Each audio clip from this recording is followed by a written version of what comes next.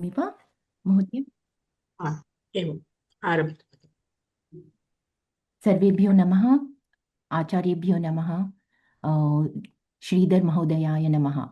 इदानीम् अहं मम प्रस्तुति करिष्यामि। प्रथमं शेर् करोमि। प्रथमं मम मम नाम रमणी अस्ति। प्रथमं प्रार्थनाश्लोकानि वदिष्यामि। शुक्लाम्बरधरं विष्णुं शशिवर्णं चतुर्भुजं प्रसन्नवदनं ध्यायेत् सर्वविघ्नोपशान्तये। गुरुर्ब्रह्मा गुरुर्विष्णुर्गुरुर्देवो महेश्वरः गुरुः साक्षात् परब्रह्म तस्मै श्रीगुरवे नमः। रत्नाकराधौतपदां हिमालयकिरीटिनीं ब्रह्मराजर्षिरत्नाढ्यां वन्दे भारतमातरम्। महातपस्विनः सर्वे सर्वशास्त्रविधायकाः ऋषयः सर्ववेदाद्या मे प्रयच्छन्तु सन्मतिम्। या सत्संस्कृतिसम्प्रदायजननी या सर्वविद्याप्रसूः या देशस्य जनस्य सर्ववचसाञ्च ऐक्यप्रदानोद्यता या वेदोपनिषत्पुराणचय सत्काव्यश्रिया राजते सा भाषा द्युसदां सदा विजयताम् आचन्द्रतारारुणम्। मम प्रस्तुति गर्भोपनिषत् इत्यस्मिन् विषये अस्ति। एषा उपनिषत् कृष्णयजुर्वेदीयं। पिप्पलाद महर्षि अस्य द्रष्टा। मम मार्गदर्शिका डॉक्टर सुषमा चिन्तलपति अस्ति। बहवः धन्यवादाः महोदय। एतस्याः उपनिषदः अनुबन्धचतुष्टयम् इत्यस्मिन् विषये अधिकारी शास्त्रजिज्ञासवः सन्ति। अपि च ये कोऽपि इच्छन्ति शास्त्रविषयाः प्रस्तुतं भवेयुः इति। विषयः भ्रूणस्य सर्वतोमुख वितना प्रयोजनम् अस्माकं शास्त्रेषु गर्भोत्पत्तिः सम्बन्धः ज्ञाप्य ज्ञापकभावः। आहत्य 80 अधिक 1100 उपनिषदः सन्ति। तासु 50 अधिक 200 प्रधानाः, इतोपि प्रधानाः 8 अधिक 100 अत्यन्तं प्रधानाः 10 उपनिषदः सन्ति। तेषां व्याख्यानानि द्वैत विशिष्ट अद्वैत आचार्येभ्यः व्याख्यानानि कृतानि। सर्वेषाम् उपनिषदाम् एकमेव उद्देश्यमस्ति, मोक्षं प्रति नयनमेव।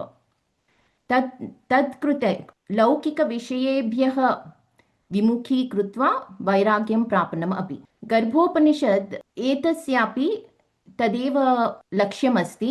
अपि च अत्र गर्भविस्तारण अपि च गर्भाधानविषयाः प्रतिपादिताः। इतोपि अन्यविषयाः अपि सन्ति, अग्रे पश्यामः। प्रथमम् एकवारं एषा उपनिषदहं पठिष्यामि।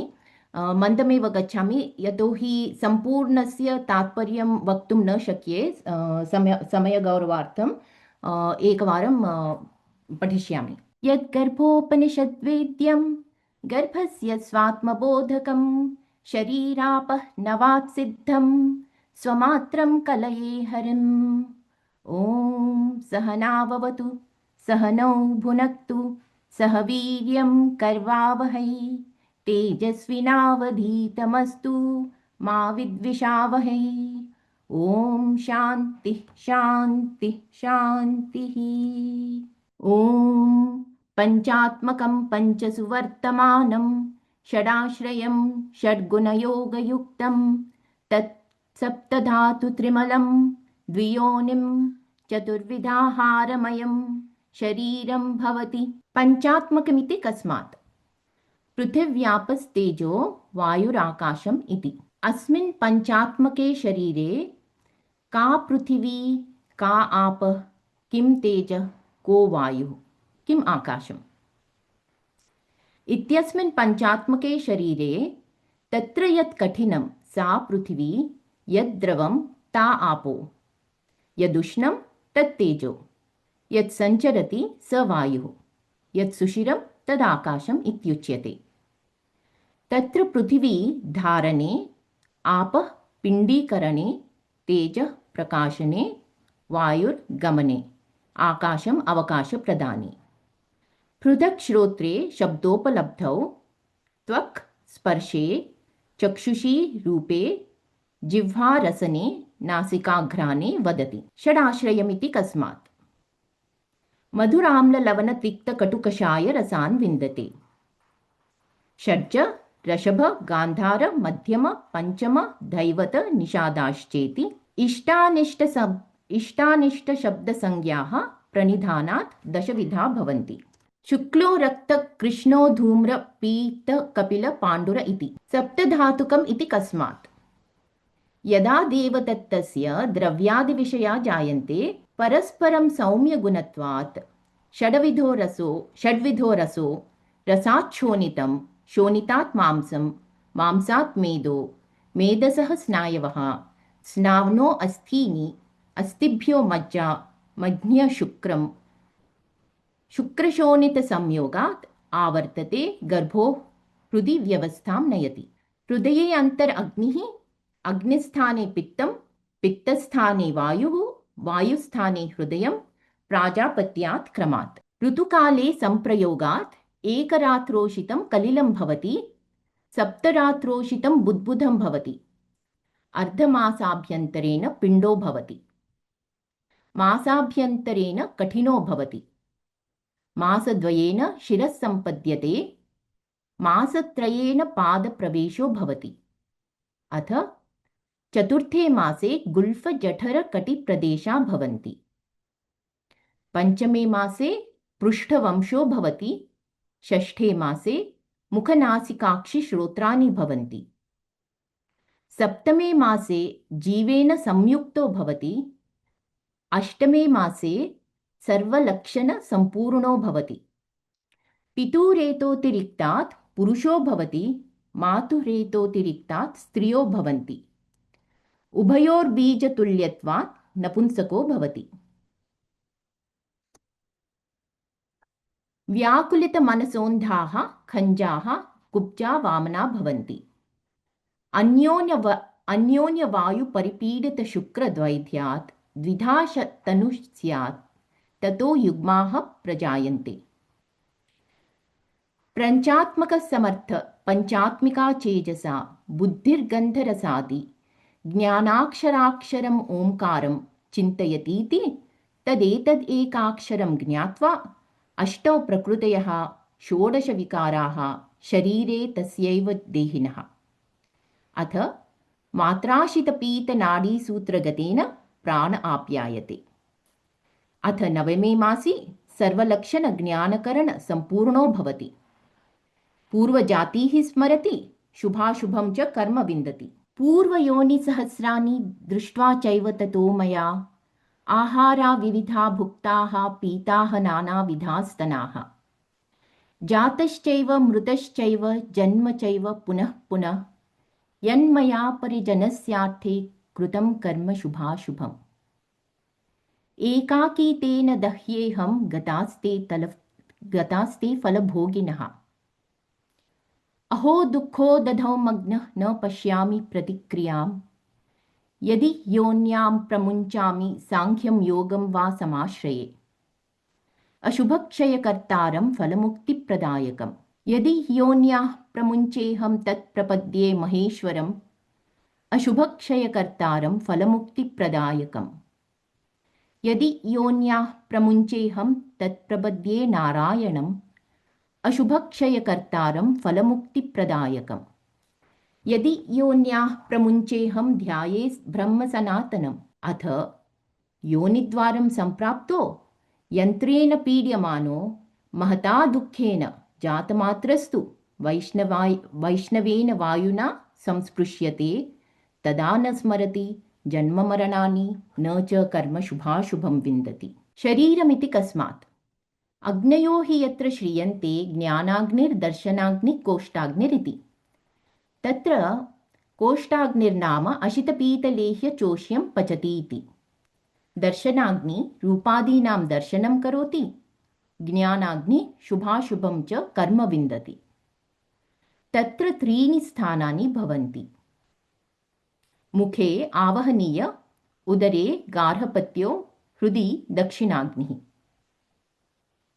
आत्मा यजमानो, मनो ब्रह्मा, लोभादयः पशवः, धृतिर्दीक्षा, सन्तोषश्च बुद्धीन्द्रियाणि यज्ञपात्राणि, कर्मेन्द्रियाणि हवींषि, शिरः कपालं केशादर्भा, मुखम् अन्तर्वेदि, चतुष्कपालं शिरः, षोडशपार्श्वदन्तोष्टपटलानि, सप्तोत्तरं मर्मशतं, साशीतिकं सन्धिशतं, सनवकं स्नायुशतं, सप्तशिराशतानि, पञ्चमज्जाशतानि, अस्थीनि च ह वै त्रीणि शतानि षष्टिश्च, अर्धचतस्रो रोमानि कोट्यो, हृदयं फलान्यष्टौ, द्वादशफलानि जिह्वा, पित्तप्रस्थं कफस्याडकं, शुक्लकुड्वं, मेदप्रस्थौ द्वाव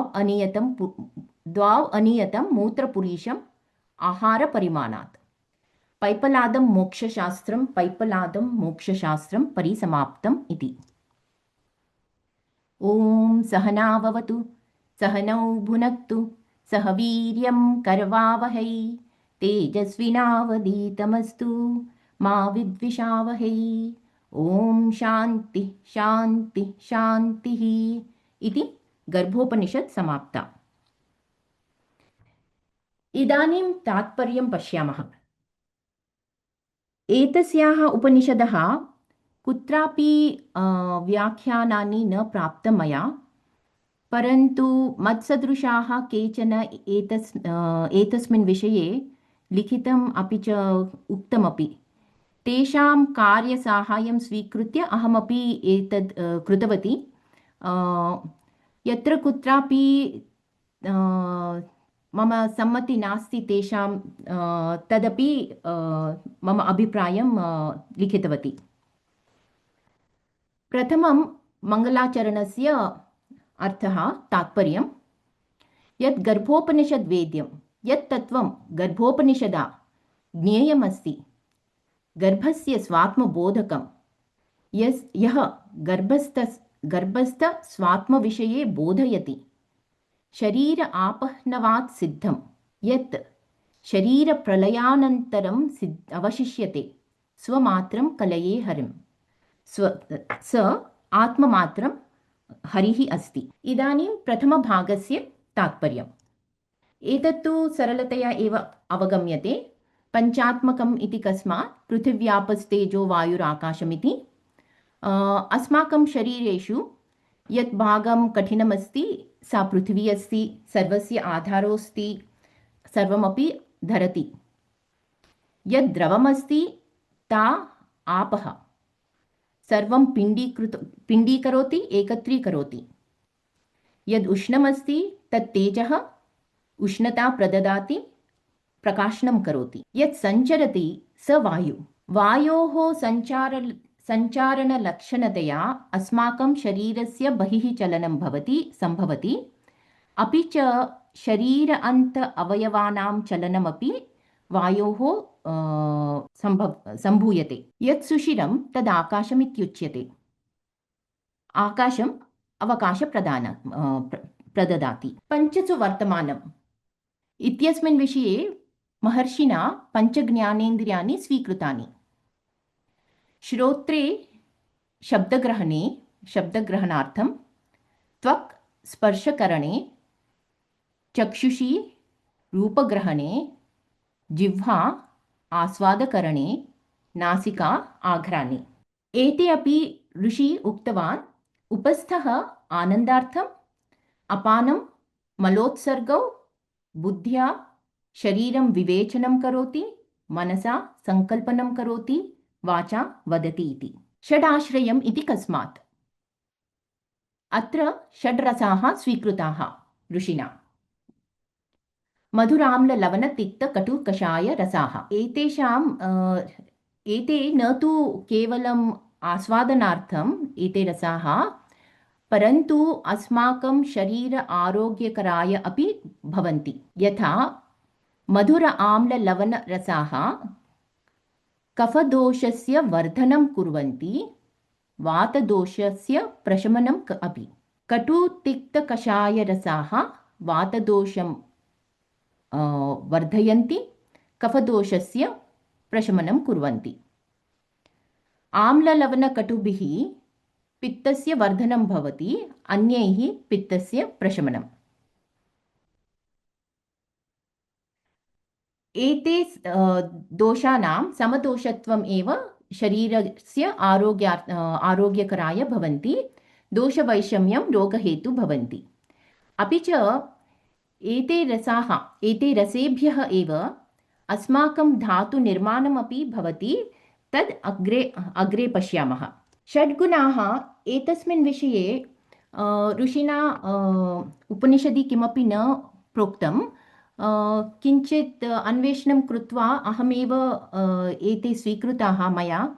दोषानि सन्ति चेत् क्षम्यताम्। षड्भगाः: ऐश्वर्यं, वीर्यं, यशः, श्रीः, ज्ञानं, वैराग्यम्।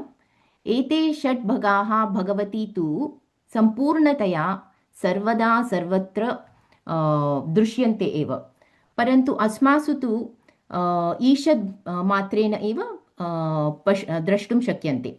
षट्सम्पत्तिः साधनचतुष्टये या अस्ति: शमदम उपरति तितिक्षा श्रद्धा समाधान।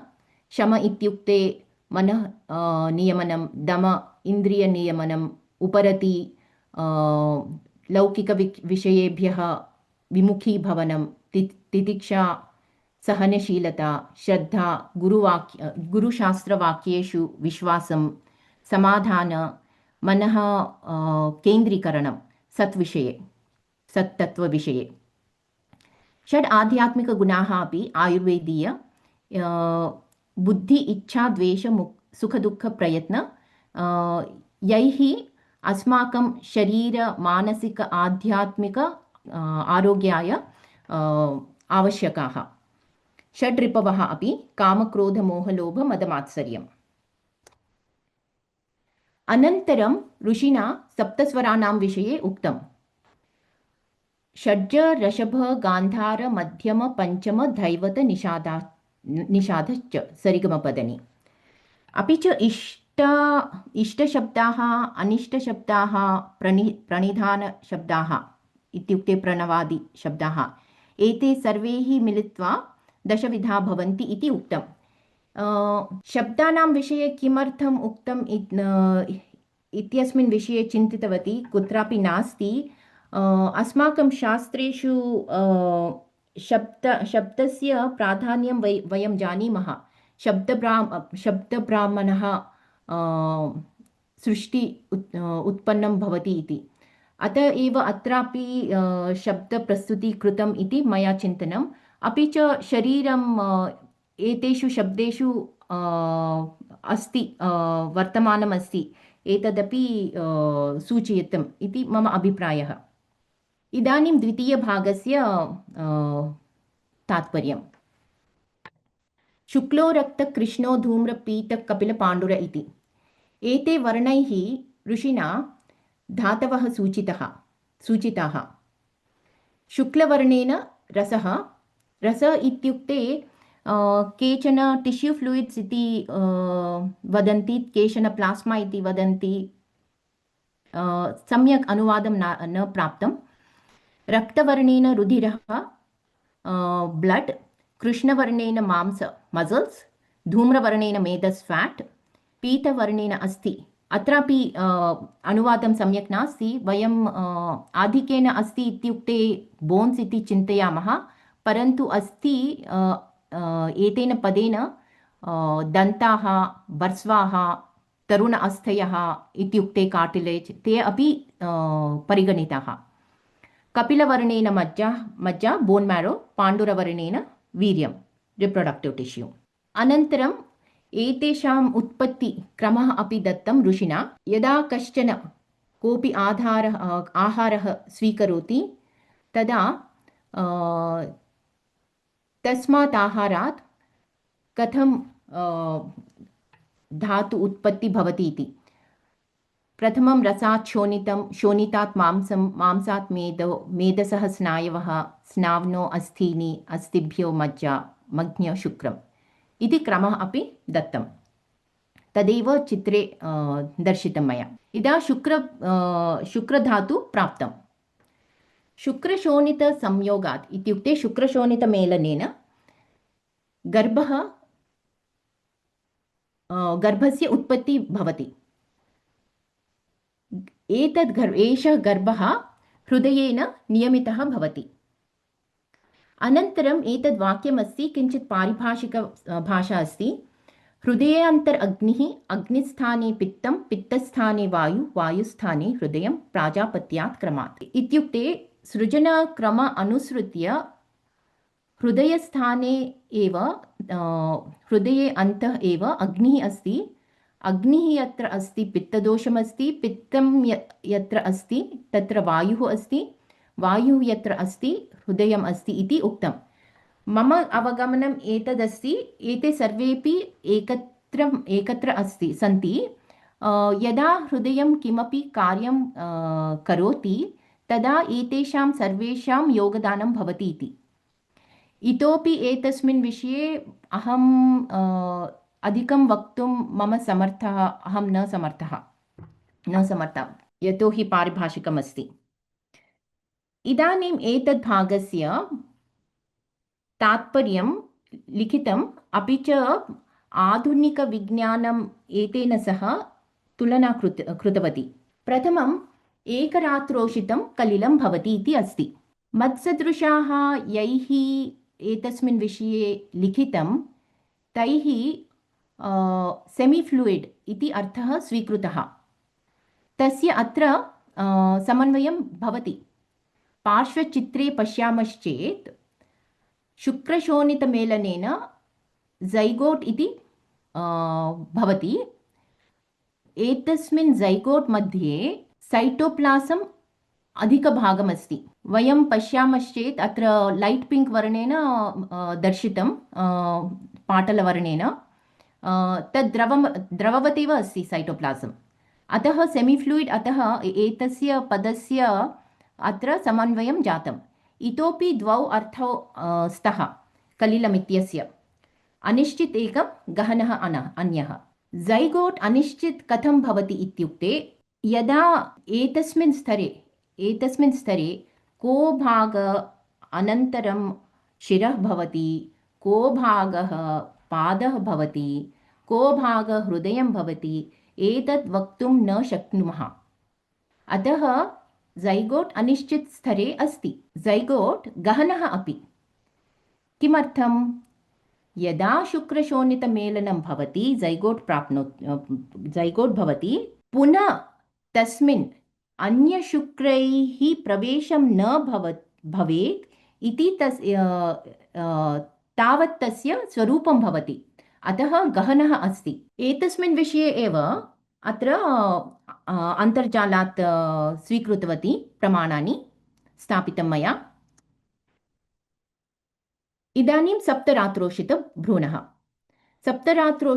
सप्तरात्रोषितं बुद्बुदं भवति, तस्य आकारः इति अस्ति। इदानीं पार्श्वचित्रे पश्यामश्चेत् ऊर्ध्वम् एतत् ज़ैगोट् अस्ति। तद् विकाराः प्राप्य अन्तिमम्, एतस्मिन् चित्रे अन्तिमं यत् पाटलवर्णेन हैलैटेड् उद्वर्णितः अस्ति, स्तरं प्राप्नोति।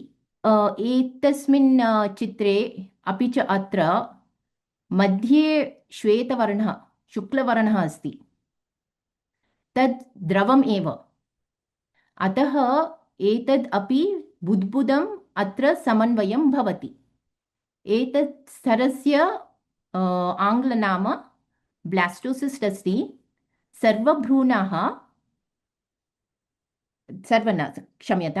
बहवः भ्रूणाः एतत् स्तरं पञ्चमे दिने प्राप्नुवन्ति सर्वेषां भ्रूणाः सप्तमे दिने तु प्राप्नुवन्ति एव ब्लास्टोसिस् स्तरः। अतः अत्रापि समन्वयं जातम्।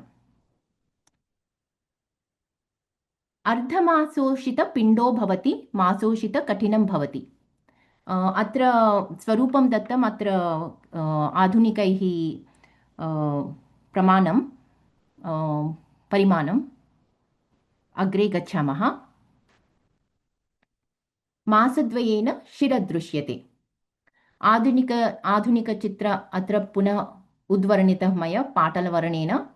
सप्तमे सप्ताहे शिरः दृश्यते, अष्टमे सप्ताहे स्पष्टतया दृश्यते शिरसः आकारः। पुनः अत्र समन्वयम् अस्ति।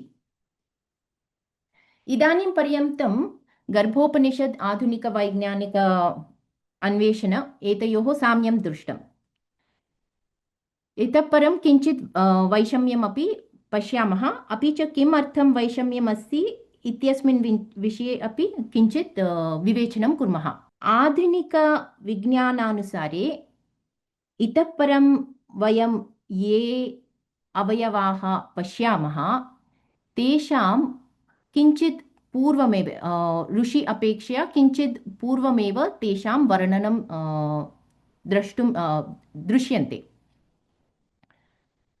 दृष्टवन्तः। किमर्थमित्युक्ते एतद् वैषम्यं किं भवति इत्युक्ते आधुनिकैः यदा कस्मिंश्चित् भ्रूणभागे कोऽपि अवयवविकारः आरभते तद् यदा आरभते तत् कालं स्वीकृतं तैः। ऋषि तु स्पष्टतया यदा भ्रूणस्य आकार अवयव आकार दृश्यते तत् स्वीकृतं ऋषिणा। उदाहरणार्थं मासत्रयेन पादप्रवेशो दृश्यते। अत्र आधुनिकचित्रं स्वीकृतवती। प्रथमम् अत्र ऊर्ध्वं यत् चित्रमस्ति तद् भ्रूणस्य अत्र हरितवर्णेन उद्वर्णितः। पृष्ठभागे एकः मांससङ्घातः द्रष्टुं शक्यते। स मांससङ्घातः विकाराः प्राप्य अन्ते पादाकारः प्राप्नोति। प्रथमं यदा वयं मांससङ्घातं द्रष्टुं शक्यते तत् 32 दिने अस्ति। पादाकारः 56 दिने द्रष्टुं शक्नुमः। एतत् प्रथमस्तरेण आधुनिकैः एतत् कालं स्वीकृतं। ऋषि एतत् कालं दत्तं ऋषिणा। अत्रापि समन्वयं जातमेव। इतोपि अत्र मध्ये अपि केचन स्तराः सन्ति। यथा पादवत् वेब्ड फीट इत्युक्ते पादङ्गुल्योर्मध्ये त्वगावृतमांसभागमपि अस्ति। तत् तिरोभूय अनन्तरं पादौ दृश्येते। अतः ऋषि केवलम् अन्तिम आकारं यदा स्पष्टतया द्रष्टुं शक्यते तदेव दत्तं ऋषिणा सूत्रमात्रेण। गुल्फमासचतुर्थे पृष्ठवंशं पञ्चमे मासे। वामभागे यत् स्थापितं मया तस्मिन् गुल्फनिर्माणविचाराः सन्ति। तस्मिन् अन्तिमे अनुच्छेदे 14 सप्ताहे स्पष्ट आकार दृश्यते गुल्फयोः। दक्षिणे भागे यत् चित्रं स्थापितं तत् पृष्ठवंशनिर्माणविषये अस्ति। पुनः अन्तिम अनुच्छेदे अस्ति 18 सप्ताहतः 22 सप्ताहपर्यन्तं स्पष्टता प्राप्नोति इति। मुखनासिकाक्षिश्रोत्राणि 6 मासे इति ऋषिणा दत्तं। तथैव आधुनिकैः अपि 18 सप्ताहतः चतुर्विंशतिसप्ताहपर्यन्तं स्पष्टतया द्रष्टुं शक्यते इति अस्ति। अत्र सर्वत्र समन्वयं जातमेव। इदानीं सप्तमे मासे जीवेन सह संयुक्तो भवति इति उक्तम्। अत्र आधुनिकैः किमपि चिन्तनं न कृतं, केवलं दृष्टिगोचर प्रत्यक्षशरीरस्य विवरणं कृतं चार्वाकवत्। अत्र अस्माकमपि किञ्चित् सन्देहः भवितुम् अर्हति, यदि जीवेन सह सप्तमे मासे संयुक्तो भवति चेत्, परन्तु तत् पूर्वमपि भ्रूणस्य चेतनं चैतन्यत्वम् अस्ति खलु इति। अतः एव ऋषि एतत् पदम् उक्तम् इति मम मति, संयुक्तः इति। शरीरस्य जीवात्मनः सह सम्यक्तया सप्तमे मासे योगं भवति इति। अष्टमे मासे सर्वलक्षणानि दृश्यन्ते, अत्रापि समन्वयं भवति। इदानीं पितुरेतसः वीर्ये सति पुरुषो भवति, मातुरेतसः वीर्ये सति स्त्रियो भवति, उभयोर्बीजतुल्यत्वात् नपुंसको भवति इत्यस्मिन् विषये अन्ते पश्यामः पुनः। पित्रोः व्याकुलितमनस्कात् वैरूप्यं प्राप्यते भ्रूणेन। अपि च शुक्रशोणितमेलनेन यत् प्राप्तं तस्य वायुना विभजनं भवति चेत् युग्माः प्रजायन्ते। अत्रापि समन्वयमस्ति। अत्र वामभागे मया किञ्चित् पाठान्तरं दर्शितं। एतस्य आहत्य एतस्य तात्पर्यमस्ति, भ्रूणः पञ्चात्मकः, पञ्चज्ञानेन्द्रियैः सह समर्थो अस्ति। इदानीं बुद्ध्या सम्यक् ज्ञानात् ध्यानात् च भ्रूणः अक्षरम् ओंकारम् इत्यस्मिन् विषये चिन्तयित्वा तस्मिन् भ्रूणे ज्ञानं जातम्। 8 प्रकृतयः 16 विकाराः एतस्मिन् विषये। अत्र ते के इति साङ्ख्यानुसारे लिखितं मया। 8 प्रकृतयः प्रधानं, महत्तत्वम्, अहङ्कार, पञ्चतन्मात्राः, शब्दस्पर्शरूपं रसगन्धाः। 16 विकाराः इत्युक्ते पञ्चभूतानि, पृथ्वी, अप्, तेजो, वायु, आकाशः। पञ्चज्ञानेन्द्रियाणि, श्रोत्रं, त्वक्, चक्षु, रसनाघ्राणं। पञ्चकर्मेन्द्रियाणि, वाक्पाणिपादपायु उपस्थः मनः अपि। तदेव अत्र चित्रं स्थापितवती। प्रकृतयः इत्युक्ते येभ्यः अन्येषाम् उत्पत्ति भवति ते प्रकृतयः, येभ्यः अन्येषाम् उत्पत्ति न भवति ते विकाराः सन्ति। माता यं कोऽपि आहारं स्वीकरोति तत्सर्वमपि भ्रूणः नाडीसूत्रव्यवस्थायाः प्राप्नोति, अपि च तस्य प्राण विवर्धयति। 9मे मासे सर्वलक्षणैः सह ज्ञानकरणैः सह सम्पूर्णो भवति, पूर्वजातिः स्मरति, शुभाशुभानि कर्माणि अपि भ्रूणः जानाति। इदानीम् एतस्य भागस्य तात्पर्यं, भ्रूणः किं चिन्तयति। मया बहवः योनयः दृष्टाः, उपाधि अनुकूलविविधाः आहाराः भुक्ताः, उपाधि अनुकूलाः स्तनाः बहवः पीताः मया। बहुवारम् एतस्मिन् संसारचक्रे पुनः पुनः सञ्चरन् अस्मि। महादुःखसागरे निमग्नोऽस्मि। बहु कार्याणि कृतानि मया, शुभकार्याणि अशुभानि कार्याणि अपि। यदा कृतं तदा मया तेषां प्रतिक्रियां न चिन्तितम्, परन्तु यदा प्रतिक्रियां भोक्तव्यं, कर्मफलभोगसमयः आगतः, तदा अहम् एकम् एव भोक्तव्यं, मया एकमेव भोक्तव्यम्। केशा परिजनस्यार्थे कृतम् एते सर्व कर्माणि, परन्तु ते तु गताः। इदानीम् अहम् एकम् एव दग्धमस्मि एतेषु कर्मसु इति चिन्तयति। अस्मासु शास्त्रेषु अस्ति गर्भवास नरकवास इति। अतः इदानीं भ्रूणः सङ्कल्पं करोति। किं सङ्कल्पयति? यदि योन्याः इदानीम् अहं मुक्ति प्राप्नोमि, तदा साङ्ख्ययोगम् आश्रयामि, योगशास्त्रम् आश्रयामि, महेश्वरम् आश्रयामि, नारायणम् आश्रयामि, परब्रह्म आश्रयामि। यैः अशुभं सर्वमपि क्षयं भवति, मोक्षमपि प्राप्तुं शक्नोमि इति चिन्तयति। परन्तु यदा योनियन्त्रद्वारात् महता दुःखेन आपीड्यमानो भ्रूणः बहिः आगच्छति, वैष्णवीवायुसंस्पर्शेन मायया इत्युक्ते सर्वमपि विस्मरति।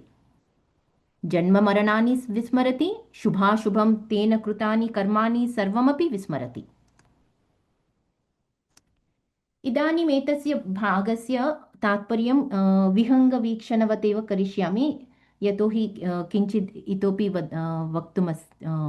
वक्तव्यं। किमर्थं शरीरं संज्ञा इति अस्ति? यतः एतस्मिन् शरीरे अग्नयः श्रियन्ते, ज्ञानाग्नि, दर्शनाग्नि, कोष्ठाग्निर्च।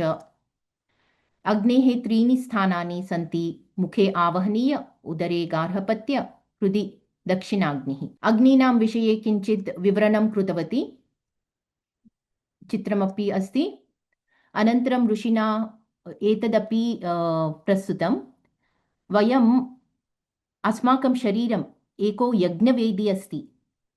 यत् किमपि प्रपञ्चे पश्यामः तत् शरीरे अस्ति। यद् शरीरे अस्ति तत् प्रपञ्चे अपि अस्ति। अतः प्रपञ्चे वयं कथं यागं कुर्मः, तथैव शरीरे एव यागं कर्तव्यं। वयं किमपि किञ्चिदपि कार्यं कुर्मः चेत् तत् सर्वमपि यागवत् करणीयं, सावधानेन। अस्माकं शरीर अवयवानां परिमाणानि अपि दत्तं ऋषिणा।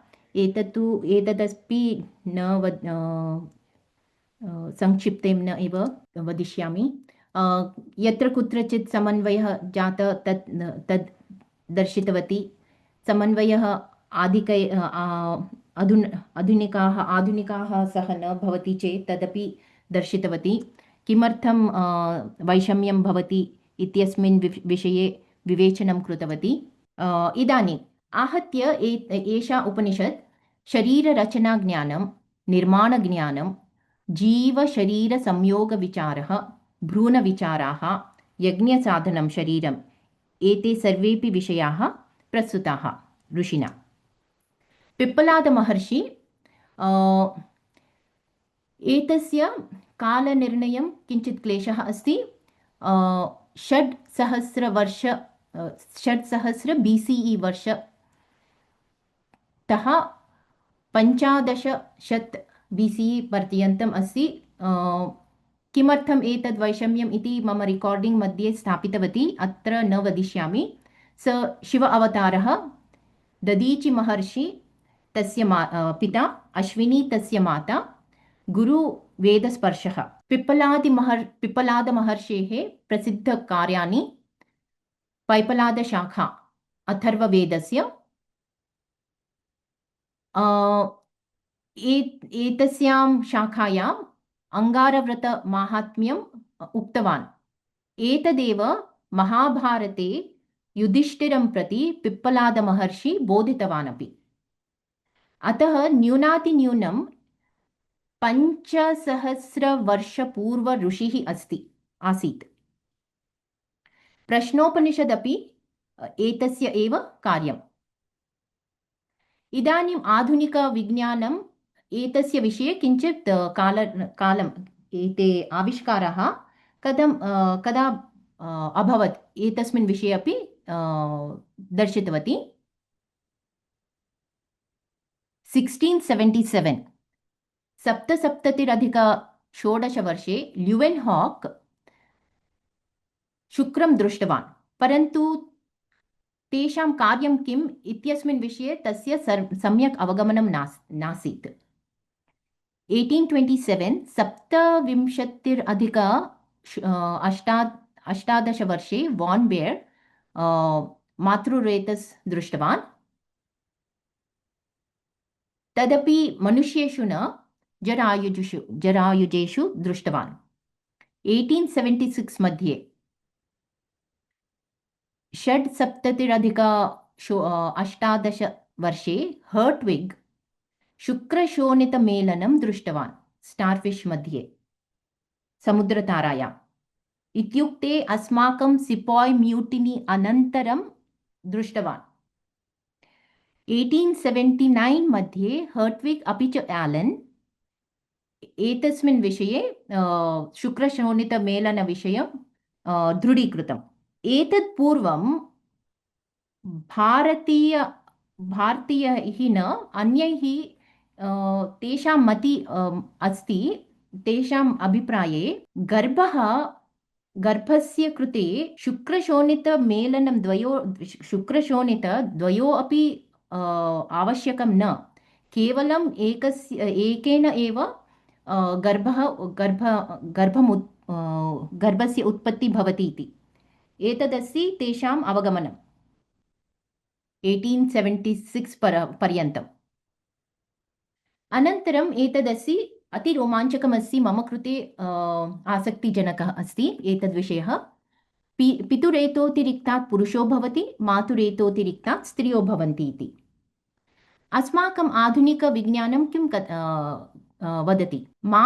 मातृरेतस् सर्वदा एक्स् क्रोमोसोम् भवन्ति, पितृरेतस् एक्स् क्रोमोसोम् वै क्रोमोसोम् अपि भवन्ति। यदा मातृरेतस् एक्स् क्रोमोसोम् पितृरेतस् एक्स् क्रोमोसोम् एतयोः मेलनेन स्त्रियः भवति, मातृरेतस् एक्स् क्रोमोसोम् पितृरेतस् वै क्रोमोसोम् एतयोः मेलनेन पुरुषो भवति इति। इत्युक्ते सर्वदा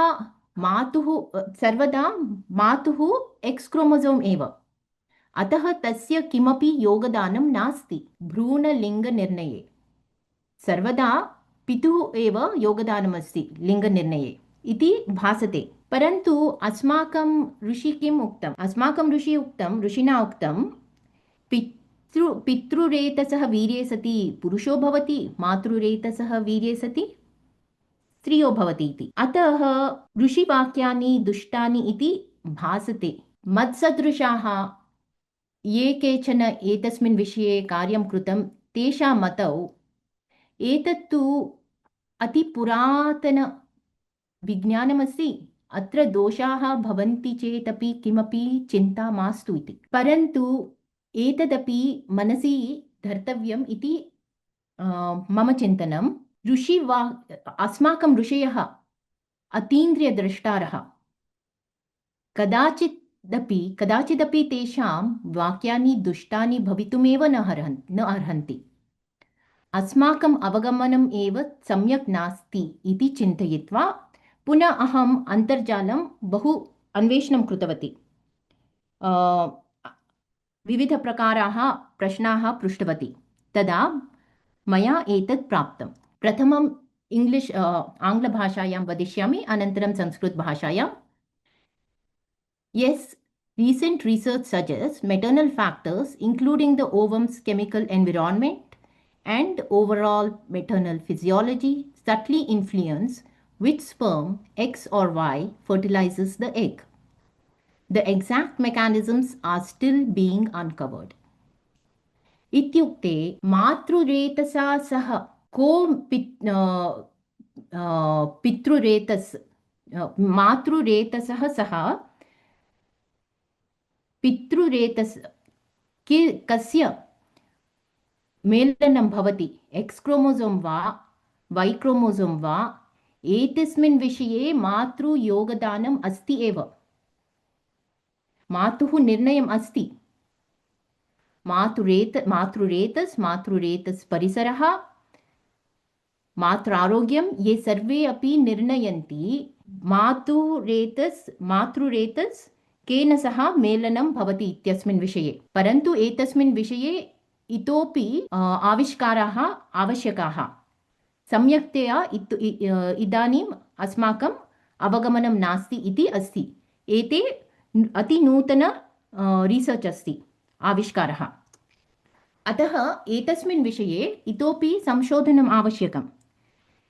यदा तद् भवति तदा निश्चयेन अस्माकं ऋषिवाक्यानि दुष्टानि न इति निरूपणं भवति इति मम अभिप्रायः। एतद् गर्भशिल्पानि तमिळ्नाडु मध्ये श्रीवरमूर्तीश्वरर् आलये सन्ति।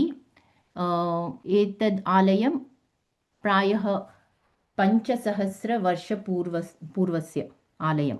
एते मम रेफरेन्सस् सन्ति। तावदेव। धन्यवादः। जयतु वेदवाङ्मयं, जयतु संस्कृतभाषा, जयतु सनातनधर्मः। तावदेव। धन्यवादः। धन्यवादः रमणी भगिनी।